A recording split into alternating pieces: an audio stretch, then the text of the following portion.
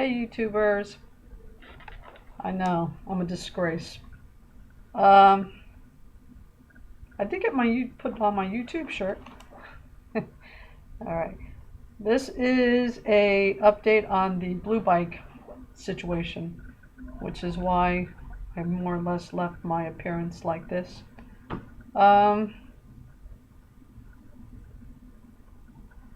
yeah. I had mentioned that you shouldn't make a point of getting overwhelmed with all the available information at your disposal, because there's a lot, too much, really. Uh, Something you need to consider is that cycling is a physical activity. Uh, that means you're going to sweat. That means you're going to get rained on. Well, that doesn't necessarily come with physical activity, but yeah. Um,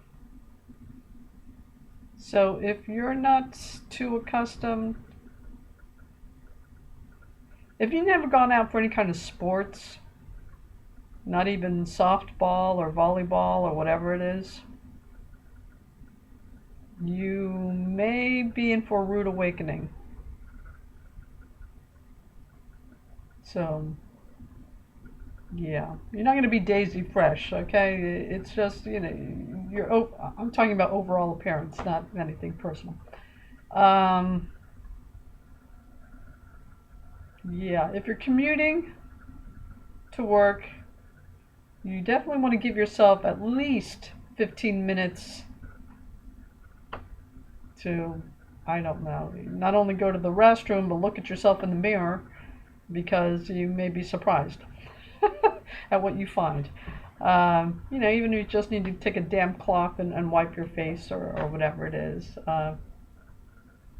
Again, that depends on your own background and how comfortable you are engaging in something, physical, any kind of physical activity. So if you're a pampered little princess, you probably want to think about this thing. I don't mean to be to mock anybody. But, okay, yes I do. No, um, it's a physical activity. Like I said, you're going to sweat. You're going to get rained on. Um, I was going to mention you may get splashed, but that's on a downpour, and you may go like a whole season without experiencing that. So I don't even want to mention that. I mean, eventually things like you got caught in a downpour and you forgot you weren't expecting the downpour and you didn't have any rain gear with you, and you get splashed by oncoming traffic. That's an extreme point, and you may not experience that for an entire season, whatever rainy season your location has. Um, but it will eventually happen. I mean, like I said, you're outside, you're being exposed to the elements. So, no, you may go quite some time without ever knowing what I'm talking about, but eventually, yeah, that's an extreme point. That's not even worth mentioning because it's not a normal thing, kind of thing. Um, yeah, but you're not gonna, your hair is gonna be all over the place, and you're gonna look a little haggard, and if you're not accustomed to engaging in physical activity, that may be somewhat of a surprise to you because it's just not anything you dealt with before. Uh, unless you're in really bad physical shape, it shouldn't be too much of an ordeal physically, uh, assuming you allow to give yourself gradual time. You're not trying to go out there and like you're in a bike race. Just you're definitely not pedaling down a country lane. You know, all you have to worry about is stray cattle, or you're dealing with traffic, which is in and of itself a physical activity that you really, that's the real thing that you're going to have to develop a backbone for. That's which is another point that I really wanted to bring up. This is the most dangerous traffic situation, assuming you're just not really reckless, will probably be traffic turning right, making right turn when you are going straight ahead. All right. So, you know, you may be in a bike lane, or maybe your area doesn't have a bike path or whatever, bike lane. So you're on the extreme right side of the road, and a car is turning right, and you want to go straight ahead. Know this, the car cannot see you. The car is not expecting you to be there. The car is not looking for you to be there. The car will not see you. And if you are going straight ahead and the car is turning right and you aren't paying attention, that's not going to be pleasant.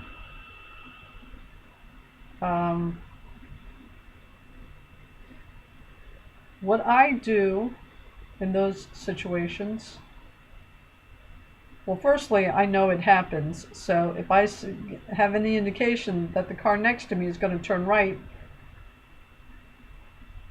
sometimes I'll just pull the bike onto the sidewalk, depending on how much space we're talking about. Now, if I have traveled a little bit further on and the car is making a right turn, I will get off the bike. And, you know, now you're a pedestrian. I will get off the bike and just wait for that car to pass. Or if the entire lane, you know, if there's like a series of cars turning right, I just won't get off the bike. I'll get off the bike and walk to and go to the sidewalk and just wait until all the cars have turned right. That's probably, unless you're reckless about the way you handle a bicycle, that's probably going to be the most dangerous part of riding. When cars are turning right, but you're going straight ahead, yeah. Or even cars turning right and you're turning right, but since they don't see you, they may actually get too close to you or even hit you. So you really have to have eyes all over the place. But yeah, that would be the most, unless you're reckless, that's probably the most dangerous part of cycling. Yeah, I needed to mention that. That's always a little tricky. There's no standard way to deal with that. Because some people will be on a bike lane and there'll be considerably more space to maneuver in. Some people will have a bike lane and a sidewalk. Some people will just have the sidewalk. Some people will have none of the above. So how you respond to that, you know, if you just have to automatically assume he's going to come too damn close to you, excuse my potty mouth, the car's going to come too close to you, you probably need to get off the road, depending on how much space we're talking about. All right. When it's heavy traffic or industrial traffic, like you're near warehouses and there are a lot of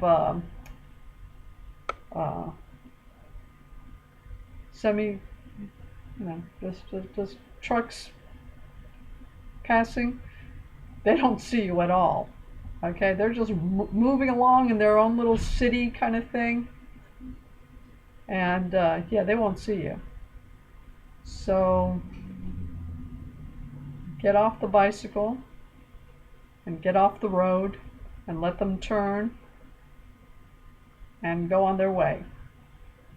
And then you can proceed. Yeah, again, it depends on how much space you've got, what kind of traffic we're talking about. Is it just one vehicle, or is it a bunch of cars turning right? You know. Me, I'll probably get off the bike regardless.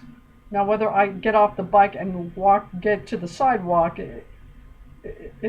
depends on other conditions, road conditions.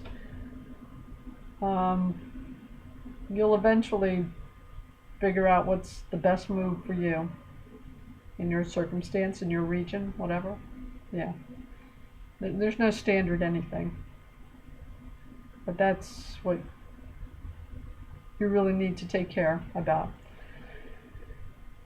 Now, as far as other parts, other situations, luckily, again, you have the advantage of being able to become a pedestrian in a fraction of a second. You know, if it's just too much to maneuver as a cyclist, get off the bike and, if necessary, get off the road. All right? And how often you do that, or find you have to do that because you weren't thinking the cars are going to respond in a certain way. Eventually, the only time you really have to seriously do that is that right turn situation. Because once you become an experienced cyclist, or commuter, I should say, because cyclist just means you can ride a bicycle. That doesn't mean you know how to deal with traffic. Once you become an experienced commuter, you'll basically be able to plan around other traffic issues. The only one that'll probably continue being an issue is that right turn situation, where the traffic's turning right and you're going straight ahead. So this is why I don't want to give too many details, because commuting is really an experience you're going to have to go through. And you can try to prep all you want, you know, it's still going to be an individual thing, and it's still something you're going to have to do. And all that extra information may be useful, but it'll probably be more of a burden. But whatever, your call. It's difficult to know. I mean, if you just are the type of personality that has to over-prepare, then you're going to over-prepare no matter what anyone else tells you. So, individual thing. You just got to go through it. Okay, so BlueBikes. I've used the key that I got the other day in the mail. I had ordered it when I went online to sign up, and it came. They sent it to my home address, regular mail. Nothing fancy about it. You just go online to where your page account is, whatever. You get a little instruction thing, so they tell you what website to go on and to log on and whatever. You scroll down, it's near the bottom of the page. You enter the number on the back of the key and just click activate, and that's it. And it's very simple. Now, using it, you just carry it, you know, in your pocket or whatever.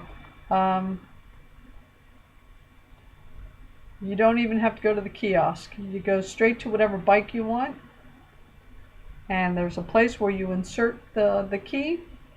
So you insert it, it'll kind of light up, you pull it out, and then you'll hear the click, the thing unlock, and you pull out the bike. That's it. Okay, you don't need a code, you don't need to go to the kiosk, you don't need to press any buttons, nothing. You know, just insert the thing. You know, once it lights, you see the yellow light, you pull it back out. Uh, you'll hear the click, and you pull out the bike. That's it, and you're on your way. So now my routine for approaching the docking station, instead of going to the kiosk, I go straight to whatever bike that is adjusted to my height. Oh, this is, I don't know if I covered this or not. How high should the chair be, the seat be? A lot of people tell you your toes are the only thing that should come in contact with the floor. I completely disagree with that approach. I think your whole foot should be able to come into contact with the floor. All right, that's the best way to be able to maneuver quickly. You know, this is not high-speed racing or anything. This is commuting. So you're going to be getting on and off that bike all over the place.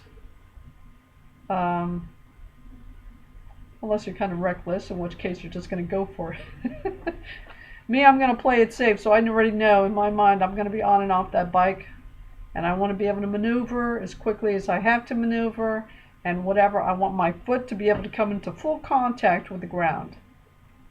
So they've got numbers on the pole, the seat pole, and they've got a little handle that you pull towards you to release it, so you can move the seat up and down, and then you got to push it real.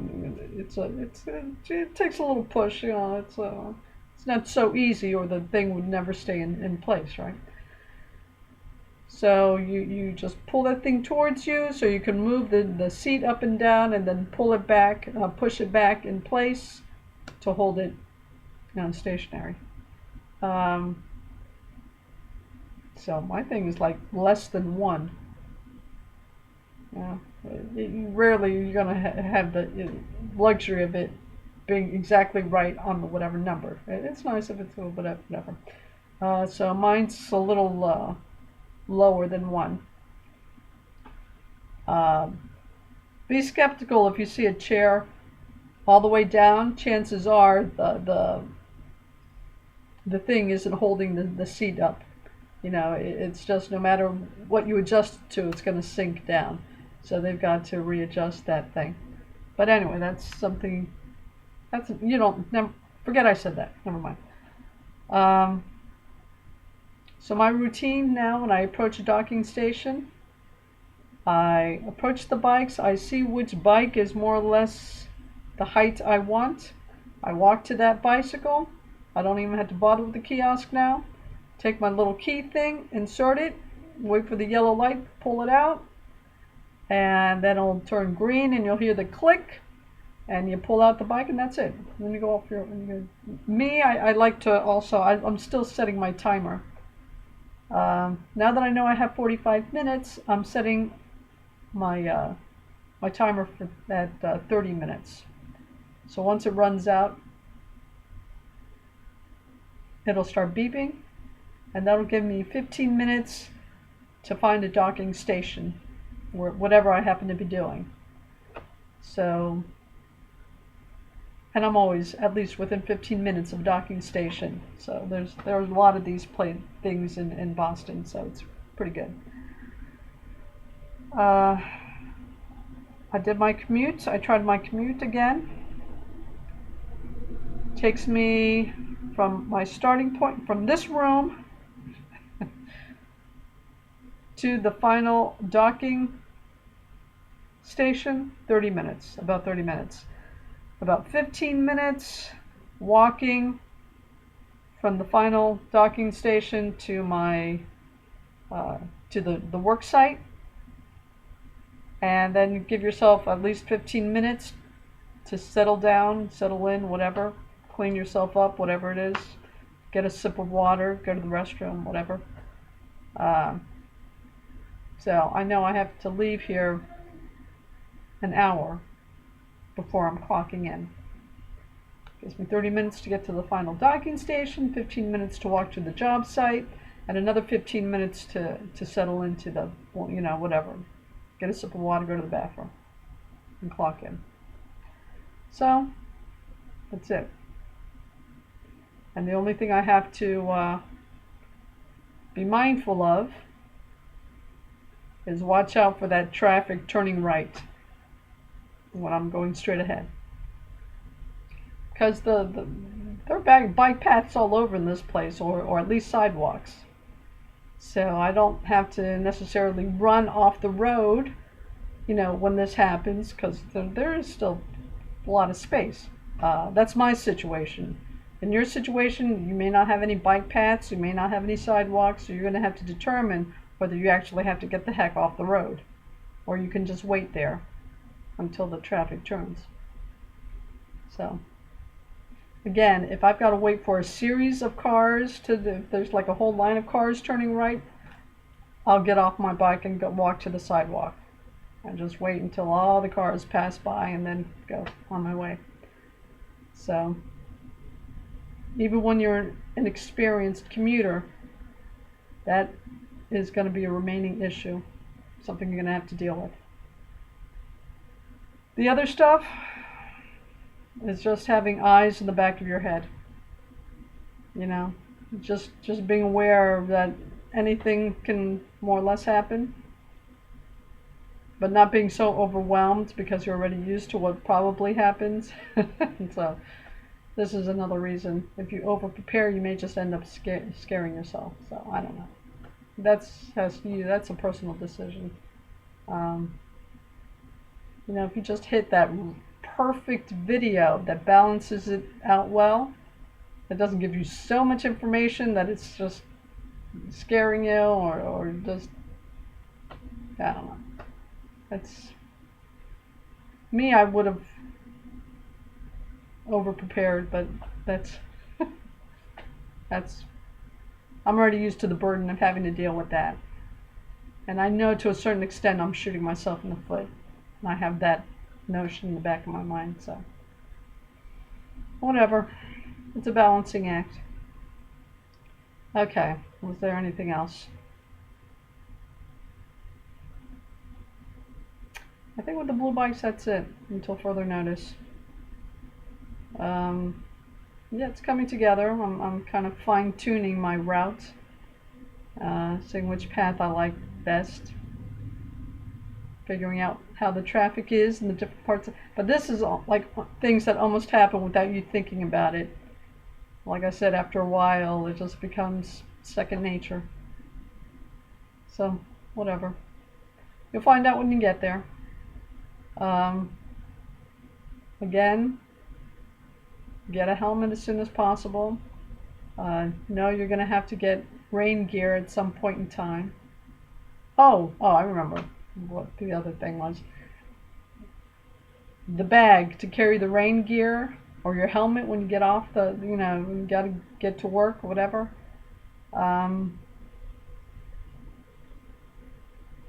Make sure, if you're not using a backpack, a small backpack, make sure it's has an adjustable strap, a sturdy bag with an adjustable strap.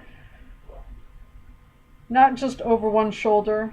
You're going to get in an accident because you're going to try to be holding it there, or it's going to fall off, and it's just going to be so distracting. Something long enough that you wear it crosswise, or an adjustable strap, because you don't need the added distraction. It's enough to deal with everything you have to deal with. Yeah. Oh, and the only incident I've come across that presented a problem for me to date, I don't know, something else may come up, but at this point, I went to a supermarket that was quite a distance away. I'm looking around now to see how I can use the bicycle thing. Now I found a local Target that's pretty easy to get to, and the closest docking station is just 10 minutes away. So I'll dock it and then walk the last 10 minutes. Very simple, all over the place. Now the supermarket though, there was a docking station, just less than half a block away, but there were no bikes at all. None whatsoever. In other words, had I docked my bicycle there, chances are when I came back, the bicycle would probably be gone. So instead of docking it, I ended up walking into the grocery store with the bicycle. Now, okay, um, I expected them to stop me at the door, but they didn't. So I just kept on going in. And I was, still expecting someone to say something. No, that's fine. Um, Actually, no one said anything until after I paid. I went through the self-checkout thing and paid. And then someone said something to me. One of the cashiers said, "You can't be here with them. What do you do?" And I said, "Well, isn't that something? You certainly waited until after I made the purchase to actually say something." And she was just trying to. Of course, it's an awkward situation, and I expected someone to say something at the door, to tell you the truth, but and she just wanted to make the scene, right? But darn it, if she didn't wait until after I had actually paid for coffee. Of course, I was going to get coffee. I was going to ride all the way over there and not get coffee. So I had gotten 2 jars of instant coffee kind of thing, and darn it if they didn't wait until I paid before making her little scene. And I gave it right back to her because that was you're trying something new. You're kind of already tired. You didn't realize it was going to be that far. You're waiting for someone to say, and they don't say anything until after you purchase the darn thing. And then she's going to get nasty about it. She didn't say, "Excuse me, but next time, please don't bring the bicycle in here." No, no, no, no, no. She waited until after I finished paying, and she went off. She wanted to make a nice little scene about it. So darn if I didn't give it right back to her. And so I am grateful that it ended up being so far away that it's not practical, because then I would have had to make the decision: do I come here for my coffee or just no? So luckily, it's a non-issue. Um, and this had occurred to someone else. No, not in this instance. At PetSmart, someone had come in with a bicycle and had asked, "Is it okay if I leave this next to the carts?" I said, "Sure, that's not a problem." I informed them that we couldn't be held responsible for it. No, no, no, no, of course not. Of course, I just didn't want to leave it outside, kind of thing. So this is an issue that has to be dealt with. If you're riding this thing and there's not a docking station nearby, or in my case, the docking station was actually empty, completely empty, because obviously it's a high volume thing. There's not enough. This is what you might have to deal with. Now, how you want to handle it depends on you. Do you want to, ask if you can leave it next to the cart, like this young man did when he came into PetSmart, or do you, which I would have done if I had decided, well, first, if that little incident hadn't happened and I had decided the supermarket was close enough to actually be able to use it on an ongoing basis, I would have ended up getting a lock and just locking up the bicycle like you would your own bike. So whether you want to get a lock, or whether you want to ask the person if it's okay if they, or decide, no, I just don't want to deal with that, and I'll just go somewhere else, whatever. Um, Up to this point, that's the only issue that's come up as far as being problematic. Otherwise, it's great. I haven't, there's no, I don't see a downside to it. You know, they did a pretty good job in designing the system. So, thumbs up for Blue Bikes in Boston. They did a good job. Okay, that's my update, and I'll talk to you later.